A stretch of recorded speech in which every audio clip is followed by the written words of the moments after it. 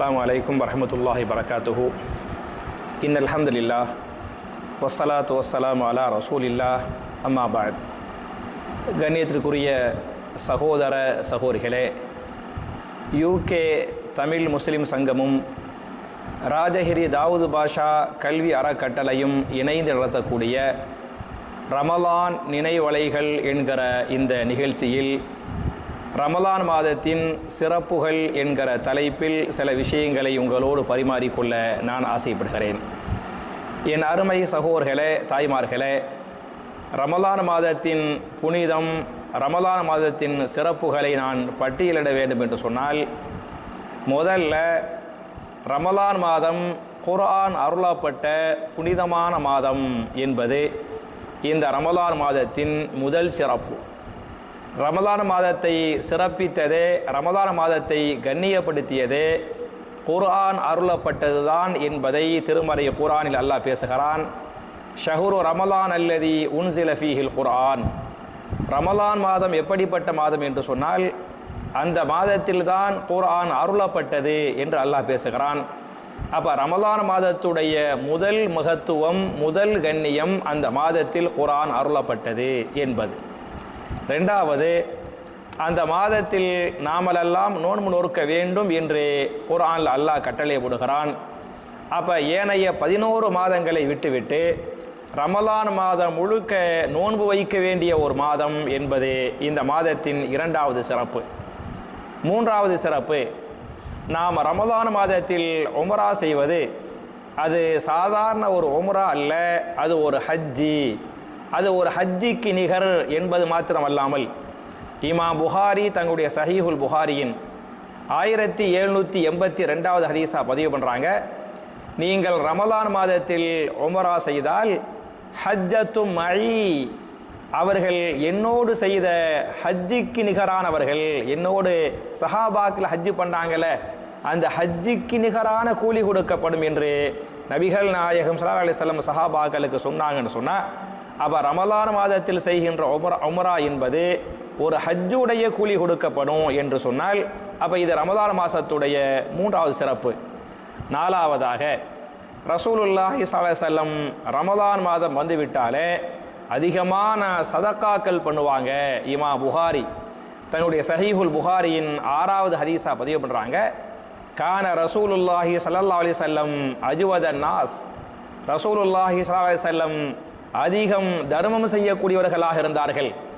அதிலும் குறிப்பாக ரமலான் மாதம் வந்துவிட்டால் எப்படி தொடர்ச்சியாக அடிக்கக்கூடிய காற்று அடிக்கிறதோ அது மாதிரி தொடர்ச்சியாக என்ன செய்வாங்க, தன்னால் முடிந்த அளவுக்கு தர்மம் பண்ணுவாங்க என்ற ஹதீஸ் பேசுகிறது. அப்போ இது ரமலான் மாதத்துடைய 4வது சிறப்பு.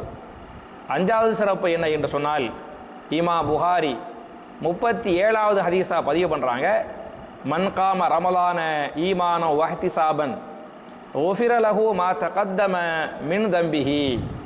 யார் ரமலான் மாதத்தில் ஈமானோடு நன்மையை எதிர்பார்த்து நின்று வணங்கினார்களோ அவர்களுக்குரிய கூலி என்ன என்று சொன்னால், அவர்கள் முன் செய்த எல்லா பாவங்களும் மன்னிக்கப்படுகிறது என்று சொன்னதாக இந்த ஹதீஸ் பேசுகிறது. அப்போ என் அருமை சகோதரர்களே, தாய்மார்களே, நாம் முன் செய்த பாவங்கள் மன்னிக்கப்பட வேண்டும் என்று சொன்னால், அல்லாஹ் மன்னிக்க வேண்டும் என்று சொன்னால், ரமலான் மாதத்தில் தராவிக தொழுவனும், நின்று வணங்கணும். நின்று வணங்கினால் நாம் செய்த பாவங்களை அல்லாஹ் மன்னிக்கிறான் என்பது இந்த மாதத்தின் 5வது சிறப்பு. 6வது மிகச்சிறந்த சிறப்பு என்ன என்று சொன்னால், இந்த ரமலான் மாதத்தில் தான் லைலத்துல் கத்ர் என்று சொல்லக்கூடிய மிக புனிதமான இரவு இருக்கிறது. லைலத்துல் கத்ரி ஹைரும் மின் அல்ஃபி ஷஹர் என்று அல்லாஹ் பேசுகிறான். அந்த மாதம் எப்படிப்பட்ட சிறந்த மாதம் என்று சொன்னால், அந்த மாதம் ஆயிரம் மாதங்களை விட, அந்த இரவு லைலத்துல் கத்ர் என்று சொல்லக்கூடிய அந்த இரவு 1000 மாதங்களை விட சிறந்த இரவாக இருக்கிறது என்று அல்லாஹ் பேசுகிறான் என்று சொன்னால், அப்போ லைலத்துல் கத்ர் என்று சொல்லக்கூடிய மிகச்சிறந்த ஒரு இரவை அடையக்கூடிய, ஒரு இரவை தன்னகத்தில் வைத்துக் கொள்ளக்கூடிய ஒரு மாதமாக இந்த ரமலான் மாதம் இருக்கிறது. இது இந்த மாதத்தின் 6வது சிறப்பு. 7வது சிறப்பை பற்றி இமாம் புகாரி 1901வது ஹதீஸா பதிவு பண்ணுறாங்க, மன் ஸாம ரமலான ஈமானம் வஹ்திசாபன் உஃபிர லஹு மா தகத்தம மின் தம்பிஹி. யார் ரமலான் மாதத்தில் நோன்பு வைக்கிறார்களோ, யார் ரமலான் மாதத்தில் நோன்பு வைக்கிறாங்களோ அவங்க முன்னால் செய்த எல்லா பாவங்களையும் அல்லாஹ் மன்னிச்சிடறான். நின்று தொழுகிறாங்கல்ல, தராவீஹ் தொழுகிறாங்கல்ல, இந்த தராவீஹ் தொழுகைக்குரிய கூலியும் அவர்கள் செய்த பாவங்கள் மன்னிக்கப்படுகிறது. ரமலான் மாசத்தில் நோன்பு வைக்கிறாங்களே அதுக்குரிய கூலி நன்மை என்ன என்று சொன்னால், அவர்கள் முன் செய்த எல்லா விதமான பாவங்களை அந்த நோன்புகள் மூலமாக அல்லாஹ் மன்னிக்கிறான் என்பதை இந்த ஹதீஸ் பேசுகிறது. இந்த மாதத்தின் 7வது சிறப்பு. 8வது சிறப்பு என்ன என்று சொன்னால், ரமலான் மாதம் வந்துவிட்டால் ஃபுதிஹத் அபுவாபுல் ஜன்னா, சொர்க்கத்தின் வாசல்கள், சொர்க்கத்தின் கதவுகள் இந்த மாதத்தில் திறக்கப்படுகின்றன என்பதை இமாம் புகாரி 1899வது ஹதீஸா பதிவு பண்றாங்க. அப்ப இந்த மாதத்தில் சொர்க்கத்தின் கதவுகள் திறக்கப்படுகிறது என்பது இந்த மாதத்தின் 8வது சிறப்பு. 9வது சிறப்பு என்ன என்று சொன்னால், உல்லிகத் அபுவாபுன் நார், நரகத்தின் கதவுகள் மூடப்படுகின்றன என்பது 9வது சிறப்பு. 10வது சிறப்பு என்ன என்று சொன்னால், சுஃபிதத்தி ஷயாத்தீன், ஷைத்தான்களுக்கு விலங்கிடப்படுகிறது, விலங்கு போடப்படுகிறது என்பது இந்த மாதத்தின் 10வது சிறப்பு. 11வது சிறப்பு என்ன என்று சொன்னால், இந்த ரமலான் மாதம் வந்துவிட்டால் ஒவ்வொரு இரவுகளிலும் மலக்குமார்கள் பூமியிலே இறங்குவார்கள். இறங்கி சொல்வார்கள், யா பாகியல் ஹைர் அக்பில் வயா பாகிய ஷர் அதிபிர், நன்மை செய்யக்கூடிய மக்களே உங்களுடைய நன்மைகளை இன்னும் அதிகப்படுத்துங்கள், உங்களுடைய நன்மைகளை இன்னும் அதிகப்படுத்துங்கள் என்றும் சொல்லிவிட்டு, வயா பாகிய ஷர், பாவம் செய்யக்கூடிய மக்களே, பாவம் செய்யக்கூடிய மக்களே உங்களுடைய பாவங்களுக்கு நீங்கள் முற்றுப்புள்ளி வையுங்கள், செய்த பாவத்திற்கு நீங்கள் தௌபா செய்யுங்கள் என்று ரமலான் மாதத்தின் ஒவ்வொரு இரவுகளிலும் மலக்குமார்கள் பூமியில் இறங்கி சொல்வார்கள். நன்மை செய்யக்கூடிய மக்களே உங்களுடைய நன்மைகளை அதிகப்படுத்துங்கள், பாவம் செய்யக்கூடிய மக்களே உங்களுடைய பாவங்களுக்கு நீங்கள் முற்றுப்புள்ளி வையுங்கள், தௌபா செய்யுங்கள் என்று சொல்வதாக இந்த ஹதீஸ் பேசுகிறது. மட்டுமல்லாமல் இந்த மாதத்தின் 12வது சிறப்பு என்ன என்று சொன்னால், இந்த ரமலான் மாதம் வந்துவிட்டால் இத்துகாஉன் ஃபீ குல்லி லைலத்தின் வயௌமின், ஒவ்வொரு இரவுகளிலும் ஒவ்வொரு பகல்களிலும் அல்லாஹ் ரப்புல் ஆலமீன் யாரையெல்லாம் பாவிகள் இவர்கள் நரகவாசிகள் என்று அல்லாஹ் தீர்மானித்து வைத்திருக்கிறானோ, பாவிகள் நரகவாசிகள் என்று தீர்மானிக்கப்பட்ட அந்த பாவிகள் சொர்க்கவாசிகளாக மாற்றப்படுவார்கள். சொர்க்கவாசிகள் என்று ரமலான் மாதத்திலே தீர்மானிக்கப்படுவார்கள் என்றெல்லாம் ஹதீசுகள் பேசுகின்றன. அவை என் அருமை சகோதரர்களே, இந்த 12 சிறப்புகளும் ரமலான் மாதத்திற்குரிய சிறப்புகள், விசேஷ சிறப்புகள் என்பதை நீங்கள் புரிந்து கொள்ள வேண்டும். அப்படிப்பட்ட புனிதமான மாதத்தை நாம் அடைந்திருக்கிறோம் என்பது மாத்திரமல்லாமல், இந்த மாதத்தில் நாம் நோன்பு வைக்கிறோமா இல்லையா, நோன்பு வைக்கக்கூடிய நோன்பாளிகளுடைய சிறப்புகளை பற்றி, நோன்புடைய சிறப்பை பற்றி ஹதீசுகள் பேசுகின்றன. நோன்புடைய சிறப்பு என்ன என்று சொன்னால், அல்லாஹ் ரப்புல் ஆலமீன் சொன்னதாக ரசூலுல்லாஹி ஸல்லல்லாஹு அலைஹி வஸல்லம் சஹாபாக்களுக்கு சொன்னார்கள், அஸ்ஸௌமு லீ, நோன்பு என்பது எனக்கே உரியது, வ அன அஜிஸி பிஹி, அதற்குரிய கூலியை நானே கொடுக்கிறேன், நோன்பு என்பது எனக்கே உரியது, அந்த நோன்புக்குரிய கூலியை நானே கொடுக்கிறேன் என்று அல்லாஹ் சொன்னதாக ரசூலுல்லாஹி ஸல்லல்லாஹு அலைஹி வஸல்லம் சஹாபாக்களுக்கு சொல்லிருக்கிறாங்க என்று இந்த ஹதீஸ் பேசுகிறது. அதே மாதிரி நோன்பாளிகளை பொறுத்தவரை அவர்களுக்குரிய சிறப்பு என்ன என்று சொன்னால், 2 நேரங்களில் நோன்பாளிகள் சந்தோஷமாக இருப்பார்கள்.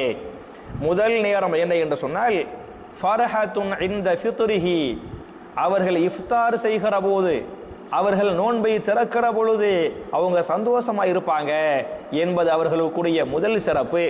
2வது சிறப்பு என்ன என்று சொன்னால், வ இன்த லிகாய் ரப்பிஹி, அவர்கள் நோன்பு நோற்ற காரணத்தால் நாளை மறுமையிலே சொர்க்கத்திலே அல்லாஹ்வை பார்ப்பார்கள், அல்லாஹ்வை சந்திப்பார்கள்.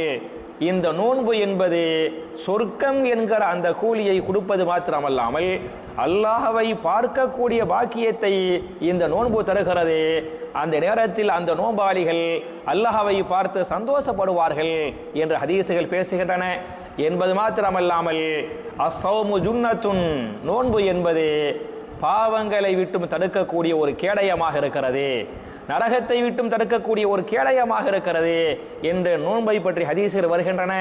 அது மாதிரி நோன்பாளிகளை பற்றி ஹதீசுகளை நீங்க பார்த்தீங்களாக்க, நோம்பாளிகளுடைய அந்த வாயிலிருந்து வரக்கூடிய அந்த வாடை இருக்கிறதே, துர்நாற்றம் இருக்கிறதே, அந்த வாடை துர்நாற்றத்தை பொறுத்தவரை ல ஹலூஃபு ஃபமி ஸாயிமி அத்யபு இன்தல்லாஹி மிர் ரீஹில் மிஸ்க், சாயிமுடைய வாயிலிருந்து துர்நாற்றம் அடிக்கிறதே, அந்த துர்நாற்றம் என்பது அல்லாஹ்விடத்தில் அத்யபு மிகச்சிறந்த ஒரு வாசமாக நறுமணமாக இருக்கிறது. எதைவிட மின் ரீஹில் மிஸ்க், மிஸ்குடைய ரீஹை விட, கஸ்தூரியின் நறுமணத்தை விட இந்த நோம்பாளுடைய வாயிலிருந்து ஒரு துர்வாடை வருகிறதே, ஒரு நாற்றம் வருகிறதே, அந்த நாற்றம் அல்லாஹ்விடத்திலே கஸ்தூரி வாடையை விட நறுமணமாக இருக்கிறது என்று நான் சொல்லவில்லை, ரசூலுல்லாஹி ஸல்லல்லாஹு அலைஹி வஸல்லம் சஹாபாக்களுக்கு சொல்லிருக்கிறாங்க என்ற ஹதீஸுகள் பேசுகின்றன. அவை என் அருமை சகோதரர்களே, அப்படிப்பட்ட ஒரு புனிதமான மாதத்தை நாம் அடைந்து புனிதமான ஒரு இபாதத்தை நாம் செய்து கொண்டிருக்கிறோம். இந்த ரமலான் மாதத்தை நாம் அடைந்து விட்டால் செய்ய வேண்டிய முக்கியமான 3 விஷயங்களை சொல்லி நான் முடிக்க வேண்டும் என்று சொன்னால், ஒன்றாவது, இந்த மாதத்தை நாம் அடைந்த காரணத்தால் சந்தோஷப்படணும். இந்த மிகச்சிறந்த ஒரு மாதத்தை அடையக்கூடிய பாக்கியத்தை அல்லாஹ் தந்திருக்கிறானே. எத்தனையோ சகோதர சகோதரிகள் போன வருடம் ரமலான் மாதத்தை அடைந்தவர்கள் இந்த வருடம் நம்மை விட்டும் சென்று விட்டார்கள். அல்லாஹ் அவர்களை மரணிக்க செய்து விட்டான். நம்முடைய ஆயுளை அல்லாஹ் நீடித்து வைத்திருக்கிறானே. நோன்பு வைக்கக்கூடிய அளவுக்கு சக்தியை, உடல் ஆரோக்கியத்தை அல்லாஹ் தந்திருக்கிறானே. அதற்காக இந்த மாதத்தை நாம் அடைந்திருக்கிறோம். நாம் அல்லாஹ்வுக்காக நம்ம சந்தோஷப்படணும். மட்டுமல்லாமல் அல்லாஹ்வுக்கு நம்ம நன்றி செலுத்தணும், அல்லாஹ்வுக்கு ஷுக்ர் பண்ணணும்.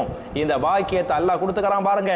இந்த பாக்கியத்தை, ரமலான் மாதத்தை அடையக்கூடிய பாக்கியத்தை கொடுத்த காரணத்தால் நம்ம அல்லாஹ்வுக்கு ஷுக்ர் பண்ணணும், அல்லாஹ்வுக்கு நன்றி செலுத்தணும் என்பதை நீங்கள் குர்ஆன் சுன்னாவிலிருந்து பார்க்கலாம். ஏன் என்று சொன்னால், அல்லாஹ் ரப்புல் ஆலமீன் ஒரு உதவியை செய்கிறான் என்று சொன்னால், நாம் ஒரு உதவியை பெற்றுக்கொள்கிறோம் என்று சொன்னால், நாம் உதவியை பெற்றுக்கொள்கிற போது அந்த உதவி, அந்த நிஅமத்துகள் அல்லாஹ்வால் பாதுகாக்கப்பட வேண்டும் என்று சொன்னால், அந்த உதவி, அந்த நிஅமத்துகள் அல்லாஹ்வால் அதிகப்படுத்தப்பட வேண்டும் என்று சொன்னால் நம்ம அல்லாஹ்வுக்கு ஷுக்ர் பண்ணணும், நன்றி செலுத்தணும் என்பதை பற்றி திருமறை குர்ஆனில் சூரா இப்ராஹிம் என்று சொல்லக்கூடிய 14வது அத்தியாயத்தின் 7வது வசனத்திலே அல்லாஹ் பேசுகிறான்.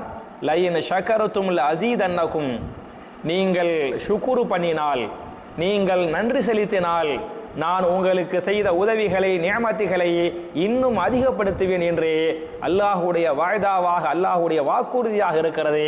எனவே என் அருமை சகோதரர்களே, தாய்மார்களே, இந்த புனிதமான மாதத்தை அடையக்கூடிய பாக்கியத்தை அல்லாஹ் நமக்கு தந்திருக்கிறானே.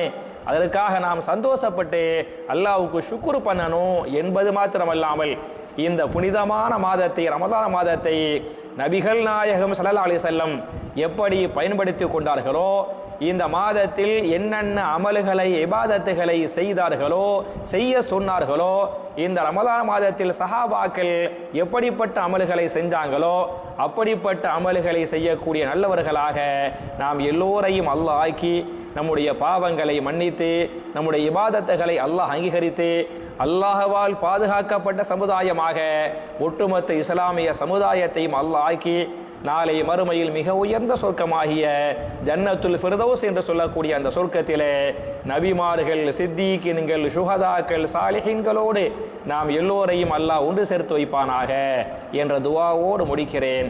ரப்பனா ஆத்தினா ஃபித் துன்யா ஹஸனத்தன் வ ஃபில் ஆখিরাতি ஹஸனா வ கீனா அஸாபன்னார் வ ஆகிரு தஅவானா அனில் ஹம்துலில்லாஹி ரப்பில் ஆலமீன். அஸ்ஸலாமு அலைக்கும்.